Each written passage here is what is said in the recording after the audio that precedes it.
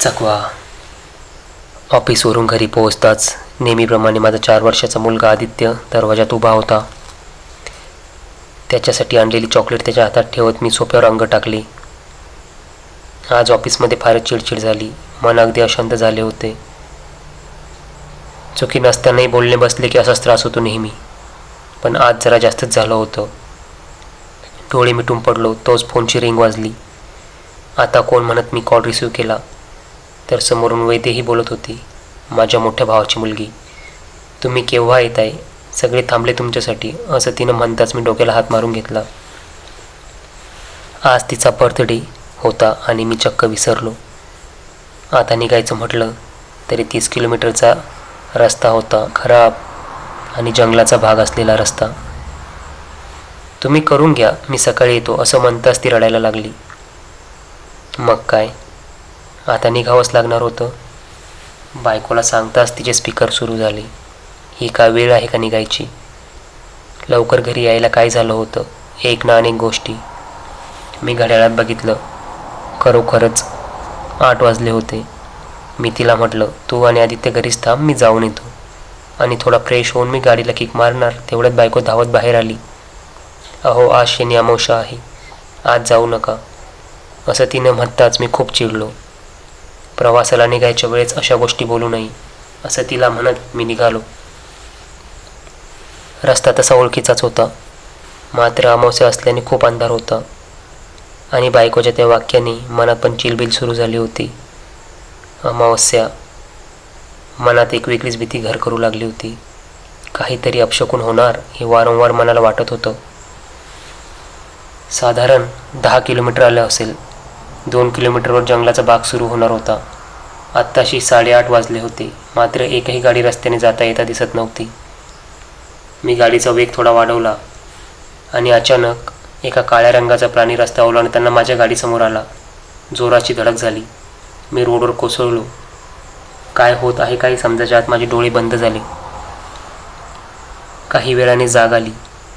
मी जंगलात पडलो होतो. रस्ता दिसत नव्हता. मी खिशातून मोबाईल काढला, त्याची टॉर्च सुरू करून बघितली. समोरच एक वेगळाच प्राणी मृत होऊन पडला होता. तो कोणता प्राणी आहे याचा कयास मी बांधू लागलो आणि मला मोठा धक्का बसला. माझ्या डोळ्यासमोर माझ्या फोनमध्ये 30% बॅटरी असताना तो बंद होऊ लागला होता. काहीतरी गडबड आहे मला कळून चुकलं. फोन पूर्णपणे स्विच ऑफ होऊन गेला. मी उठायचा प्रयत्न केला, मात्र पायाला मोठी जखम झाल्याने शक्य होत नव्हतं. जवळपास अर्धा तास मी एकाच ठिकाणी पडून होतो. कसा बसा उठून मी एका काडीचा सहारा घेतला. गाडी कुठं आहे काही समजत नव्हतं. अंधार मी म्हणत होता. मी अंदाजे एका दिशेने चालणं सुरू केलं. सुमारे अर्धा तास चालल्यावर मला मुख्य रस्ता दिसू लागल्याचा भास होऊ लागला. काही अंतर चालत गेल्यावर एका ठिकाणी थोडा प्रकाश दिसला. त्याजवळ जाताच एक वयस्कर व्यक्ती हातात बॅटरी घेऊन उभे असलेले दिसले. थोडा दिलासा मिळाला. त्यांनी विचारलं, इतक्या रात्री या रस्त्याने नाही यायचं? हा माझा नेहमीचाच रस्ता आहे, असं म्हणताच ती मिश्किलपणे हसली आणि म्हणाली, रस्ता नेहमीचा आहे, पण वेळ मात्र नेहमीची नाही. त्यांच्या या वाक्याचा अर्थ मला काही कळला नाही. पायाची वेदना वाढत होती. मी त्यांना म्हटलं, माझा अपघात झाला आहे, तुमच्याकडे मोबाईल असेल तर मी घरून मदत बोलावतो. त्यांनी हातानेच नकार देत त्यांच्या मागे येण्याचा इशारा केला. जवळच माझं घर आहे, असं त्यांचा स्वर कानी पडताच पावले आपसुकच त्यांच्या मागे जाऊ लागली. पर्यायही काही नव्हता. संमोहित झाल्याप्रमाणे मी त्यांच्या मागे चालत होतो. अर्धी रात्र उलटून गेली होती. बरेच अंतर पार केल्यावर मी त्यांना म्हटलं, काका, अजून किती अंतर जायचं? त्यांनी माझ्याकडे बघितलं. परत समोर बघत त्यांनी हाताने इशारा केला. थोडे अंतर जाताच एक झोपडी दिसली. आली एकदाची म्हणत मी काकाकडे बघितलं आणि मला आश्चर्याचा धक्का बसला. इतका वेळ माझ्यासोबत चालणारे काका अचानक गायब झालेले दिसत होते. कुठं गेले असतील?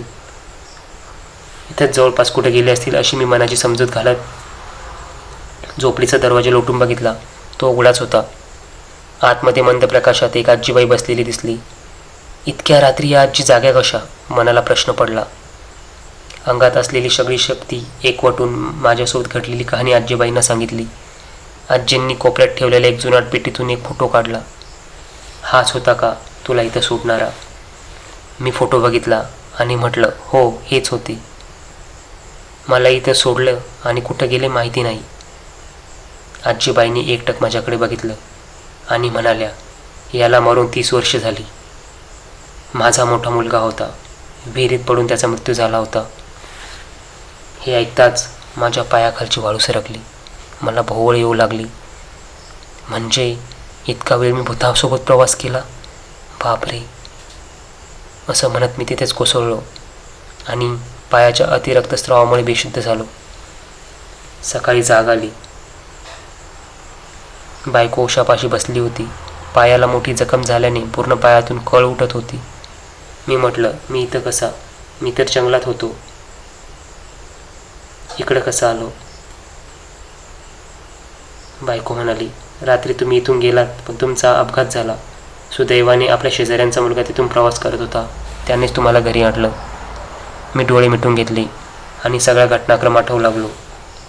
आणि शेवटी मनात विचार आला, भूत, प्रेत, अमावस्या हे सगळं खरं असतं, एकदम खरं.